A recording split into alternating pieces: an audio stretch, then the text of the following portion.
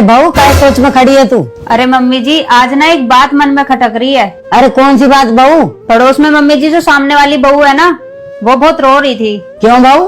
कह रही थी कि उसके पति के सामने उसके ससुराल वाले उसको बदतमीज बोलते हैं और उसका पति किसी को कुछ नहीं बोलता, बल्कि उसी को बोलता है कि तू किसी को अच्छी नहीं लगती। ऐसा होना ठीक है मम्मी जी? अरे नहीं बहू, ये ठीक नहीं है, लेकिन एक कड़वा सच भी है। अरे पत्नी की इज्जत दूसरों की जबान से नहीं गिरती। पत्नी की इज्जत और बेइज्जती के लिए सिर्फ उसका पति ही जिम्मेदार होता है। पर मम्मी जी, पत्नी के बारे में तो दूसरे लोग बोलते हैं ना, फिर पति को क्यों जिम्मेदार बोलते हैं? अरे बहू, वो जब ही बोलते हैं, सामने बैठा हुआ आदमी उसकी पत्नी की बुराई करने से किसी को रोकेगा नहीं, लेकिन वो लोग उसके सामने उसकी बेटी की बुराई नहीं कर सकते, क्योंकि वो लोग जानते हैं ये अपनी बेटी के बारे में एक लफ्ज भी सुनना पसंद नहीं करेगा। वही चुप्पी लोगों के लिए परमिशन बन जाती है। उन लोगों को ये पता है कि इसकी बीवी की बुराई करेंगे तो ये चुप सुन लेगा, इसलिए करने से डर भी नहीं लगता उनको। पर जो लोग मम्मी कहते हैं कि बहू बहुत बदतमीज है, मुझे लगता है वो पूरा सच नहीं होता। सही कहा बहू।